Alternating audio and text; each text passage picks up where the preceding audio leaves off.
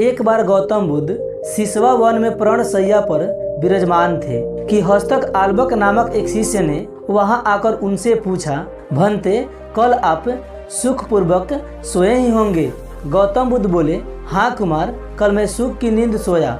फिर शिष्य ने बोला, किंतु भगवान, कल रात तो हिमपात हो रहा था और ठंड भी कड़ाके की थी। आपके पत्तों का आसन तो एकदम पतला है, फिर भी आप कहते हैं कि आप सुख की नींद सोए। भगवान बुद्ध बोलते हैं, अच्छा राजकुमार, मेरे प्रश्न का उत्तर दो। मान लो किसी गृहपति के पुत्र का कक्ष वायु रहित और बंद हो, उसके पलंग पर 4 अंगुल की पोस्तीन बिछी हो, तकिया कालीन का हो तथा उन पर बितान हो और सेवा के लिए 4 भरे आए तत्पर हो, तब क्या वह गृहपति पुत्र सुख से सो सकेगा?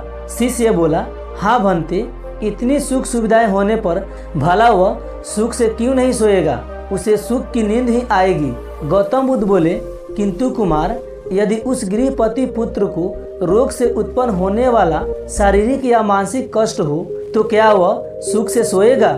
शिष्य ने बोला, नहीं भंते, वह सुख से नहीं सो सकेगा। और यदि उस गृहपुत्र को द्वेष या मोह से उत्पन्न शारीरिक या मानसिक कष्ट हो तो क्या वह सुख से सोएगा? शिष्य बोले, नहीं भंते, वह सुख से नहीं सो सकेगा। तो फिर गौतम बुद्ध बोले, कुमार, तथागत की राग, द्वेष और मोह से उत्पन्न होने वाली जलन जड़ मूल से नष्ट हो गई है, इसी कारण सुख की नींद नहीं आई थी। वास्तव में नींद को अच्छे आस्तरण की आवश्यकता नहीं होती।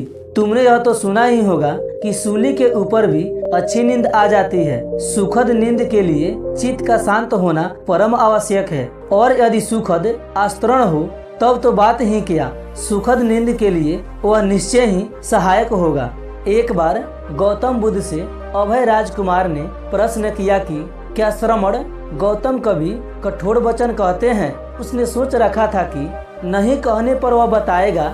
एक बार उन्होंने देवदत्त को नरकगामी कहा था, और यदि हाँ कहे तो उनसे पूछा जा सकता है कि जब आप कठोर शब्दों का प्रयोग करने से स्वयं को रोक नहीं पाते तो दूसरों को ऐसा उपदेश कैसे देते हैं? बुद्ध ने अभय के प्रश्न का आज से जान लिया। उन्होंने कहा, इसका उत्तर न तो हाँ में दिया जा सकता है और न नहीं में। अभय की गोद में उस समय एक छोटा बालक था।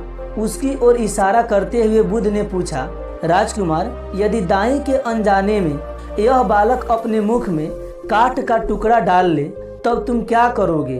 अभय राजकुमार बोला, मैं उसे निकालने का प्रयास करूंगा। तो फिर गौतम बुद्ध बोले, यदि वह आसानी से न निकल सकता हो तो फिर राजकुमार बोले, तो बाएं हाथ से उसका सिर पकड़कर दाहिने हाथ की उंगली को टेढ़ा करके उसे निकालूंगा।